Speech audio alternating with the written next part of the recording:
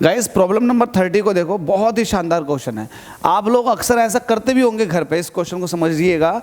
आप लोग ऐसा करते भी होंगे कि एक ईंट अगर ज़मीन पर रखी हुई है, तो मैं यहाँ पर दो केस बना लेता हूँ। ये भी मैंने एक ब्रिक बना ली, ब्रिक 1 ब्रिक 2, दोनों सेम साइज और शेप की है। अब क्या होता है कि अगर आप अपने पैर से इसको ढकेलते हैं हल्के हल्के, तो ये आगे को मूव कर जाती है और आपके पैर में कोई दिक्कत नहीं आती।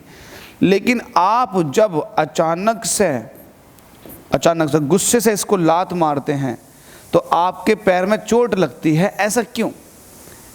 आपने देखा होगा कि जब आप हल्के हल्के करोगे तो आपको आसानी होगी और वो ईंट जो है वो स्लाइड करती हुई चली जाएगी। लेकिन अगर आप लात मारने की कोशिश करोगे इस तरीके से, तो कहीं ना कहीं आपके पैर में चोट लग जाएगी। तो क्यों, ऐसे क्यों हो रहा है?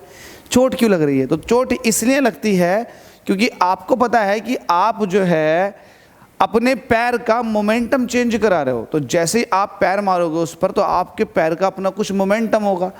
अब जब ये चेंज इन मोमेंटम बहुत तेज़ी से होता है, बहुत तेज़ी से चेंज इन मोमेंटम होता है, माइंड आपको ध्यान लगाना है, क्योंकि जब आप लेकर आ रहे हो अपने पैर को और ईंट पर मार रहे हो, तो आपका जो मोमेंटम है बहुत तेज़ी से चेंज होगा।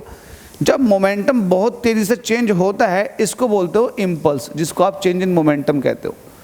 ये होता है इम्पल्स। तो जब आपका इम्पल्स बहुत ज़्यादा हो जाता है और बहुत कम टाइम में आपने ये अपना पैर इस पर मारा था, बहुत कम टाइम में आपने पैर को मारा था, तो टाइम बहुत कम है, इम्पल्स बहुत ज़्यादा है, तो ये तभी ज़्यादा हो सकता है जब फोर्स की वैल्यू बहुत ज़्यादा हो। जब आप फोर्स बहुत ज़्यादा उस पर लगाएं ईंट पर, तो जब आप ईंट पर बहुत ज़्यादा फोर्स लगाएंगे तो क्या ईंट इतनी सीधी है कि वो आप पर रिएक्शन फोर्स न लगाए?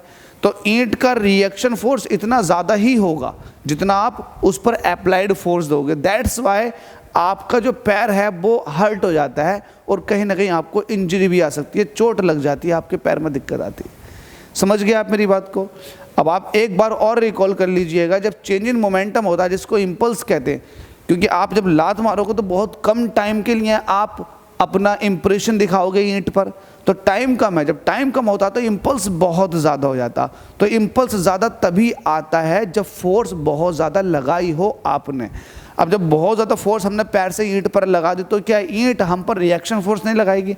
तो ईंट भी उतना ही रिएक्शन फोर्स हमारे पैर पर लगाने की कोशिश करती है, जिसकी वजह से हमारा पैर थोड़ा बहुत या बहुत ज़्यादा हर्ट हो जाता है।